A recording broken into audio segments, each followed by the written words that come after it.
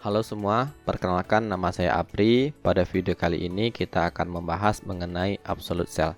Jadi di dalam sel sebenarnya ada sel yang bersifat relatif dan sel yang bersifat absolut atau gabungan keduanya.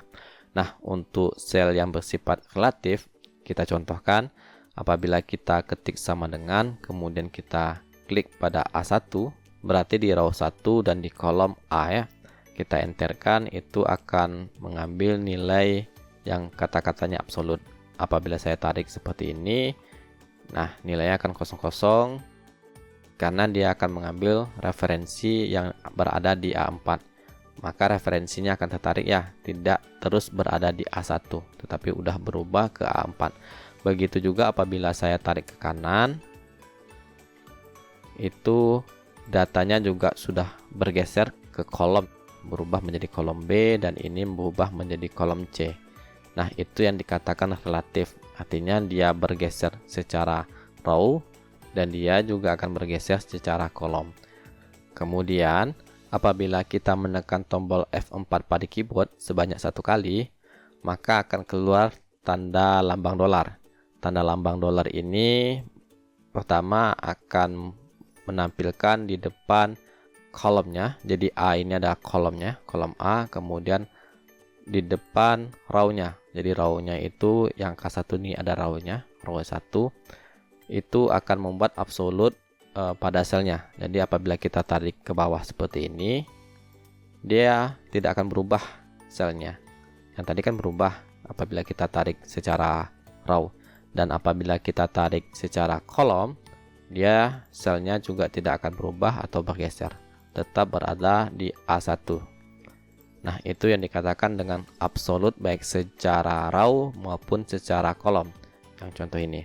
Kemudian apabila kita menekan tombol F4 sekali lagi, maka di depan kolom itu akan kehilangan tanda dolarnya, dan tanda dolar akan bertahan di depan row. Artinya yang bersifat absolut atau yang tidak akan berubah itu adalah secara row-nya, atau apabila ditarik ke bawah itu datanya tidak akan berubah. Kita contohkan, kita tarik ke bawah. Nah, selnya tidak akan berubah, tetap di A1. Apabila kita tarik ke kanan, itu datanya berubah ya, berubah ke kolom B dan ke kolom C. Kemudian apabila kita tekan lagi sekali lagi F4, maka tanda dolarnya pindah ya ke kolom, dan tanda dolar yang berada di row itu akan menghilang. Ini artinya yang bersifat absolut adalah kolomnya, sedangkan row-nya bersifat relatif. Yang artinya apabila kita tarik ke bawah itu akan berubah datanya, apabila kita tarik ke kanan itu datanya tidak akan berubah. Kita contohkan, kita tarik ke kanan, datanya tidak akan berubah, tetap berada di A1. Kemudian apabila kita tarik ke bawah, itu datanya akan berubah ya, berubah ke A7, ke A8.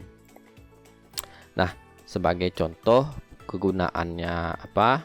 Contoh di sini. Kita disuruh membagikan sebuah hasil di mana kepala, wakil, staf, dan pekerja itu mempunyai persentase yang berbeda-beda, di mana total penghasilan yang akan dibagi adalah sebanyak 1.800.000. Otomatis biasanya kita akan membuat seperti ini, sama dengan 29% itu akan dikalikan dengan yang ini 1.800.000. Untuk membuat di bawahnya kita tidak bisa menarik seperti ini ya, ditarik ke bawah seperti ini, otomatis nilainya kosong. Kenapa? Karena selnya itu berubah. Saat kita tarik ke bawah, selnya berubah seperti ini. Nah, untuk itu pada sel C11 kita buat absolut nilainya, absolut secara row dan secara kolom. Kita tekan tombol F4 pada keyboard, kita enterkan, otomatis data pada sel C11 itu tidak akan berubah ya. Nah, seperti itu dalam pembuatan untuk absolute cell.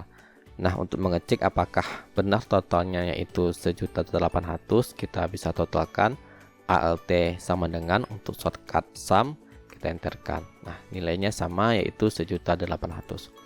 Kemudian kita contohkan di sini lagi untuk tabel perkalian. Misalnya kita akan melihat 1 dikali 1 nanti pengennya hasilnya 1 di sini, atau 2 dikali dengan 2 nanti hasilnya 4, atau di sini ya 4 dikali 4 hasilnya ayo berapa. Nah, kita bisa gunakan absolute cell. Kita ambil G5. Nah, karena kita akan menarik ke bawah, diharapkan saat menarik ke bawah itu posisi selnya berubah, sedangkan ke kanan itu posisi selnya tidak berubah. Jadi nanti tanda dolarnya berada di depan kolomnya, karena diharapkan tidak berubah saat ditarik ke kanannya. Kita tekan F4 pada keyboard sekali lagi. Nah, seperti ini. Kemudian kita akan kalikan dengan yang berada di tabel atasnya, yaitu ini. Yang untuk di atas ini itu biasanya akan bergeser ke kanan seperti ini. Artinya yang bersifat absolut yaitu secara raw-nya, sedangkan kolomnya tidak bersifat absolut.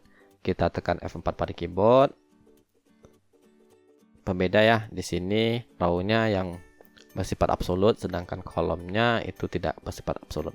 Kita enter saja, maka ketika kita tarik ke bawah dan ke kanan, maka terbuatlah sebuah tabel matematika. Ini bisa kita harta tengahkan seperti ini. Maka sesuai dengan seperti tadi ya, 5 dikali dengan 2 akan menghasilkan 10.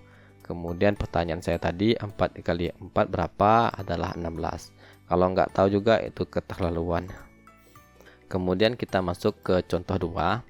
Di contoh 2 ini kita punya sebuah data akuntansi biasanya, di mana terdapat tanggal, kemudian keterangan, kemudian ada debit dan kredit. Biasanya untuk saldonya kita tidak menulis seperti ini ya. Ini hasil saldo tanggal 1, kemudian untuk saldo tanggal 2 ini dikurang ini. Kemudian karena kredit ya, kalau kredit kan pengurangan. Kemudian karena saldo ini akan ditambahkan karena terjadi penambahan debit, kita tambahkan seperti ini. Lalu yang ini kita tambahkan juga dengan tambah ini, itu akan lama sekali. Jadi kita gunakan absolute cell juga, kita buat sama dengan kita gunakan rumus sum. Jadi kita akan menambahkan debitnya dulu, nanti kita kurangkan ke total kredit. Kita gunakan sum, kemudian kita buka kurung, kita ambil rank. Kemudian di sini sum ini kita pilih seperti ini ya, bisa seperti ini, maka akan mengambil dari rank D4 sampai D9. Untuk diketahui kita bisa juga memulainya dari D4 ke D4. Nah, jadi D4 dari D4, kemudian pada referensi D4 pertamanya kita buat absolut seperti ini. Apabila kita tutup kurung seperti ini, maka ketika kita tarik ke bawah, pada sel H4 itu akan menjumlahkan hanya pada D4 saja.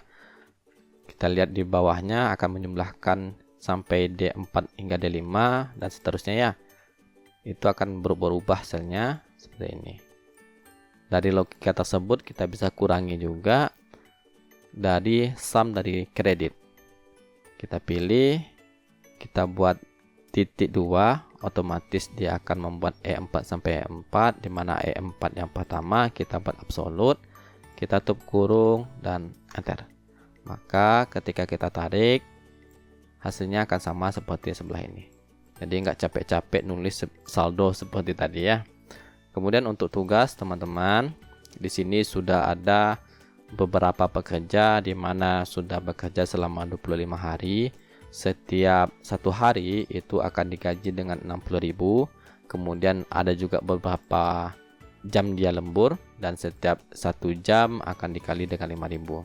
Nah, diharapkan teman-teman mencari berapa sih gajinya. Otomatis untuk gaji kerjanya yang hari kerja itu akan dikalikan 60.000. Kemudian untuk gaji lemburnya yaitu jam lembur dikali dengan 5.000. Kemudian gaji kotor yaitu gaji kerja ditambahkan dengan gaji lembur. Kemudian biasanya kita akan terdapat pajak penghasilan, di mana pajak penghasilan yaitu sebesar 5%. otomatis gaji kotor akan dikalikan dengan 5%. Kemudian akan ditemukanlah berapa gaji bersihnya. Untuk menjadi gaji bersih, yaitu gaji kotor dikurang dengan pajak 5%.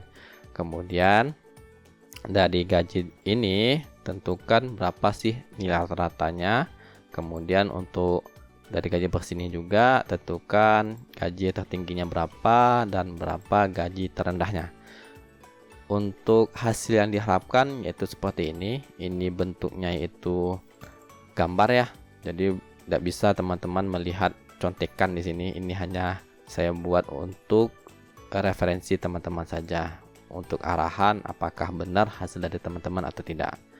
Demikian video ini. Assalamualaikum warahmatullahi wabarakatuh.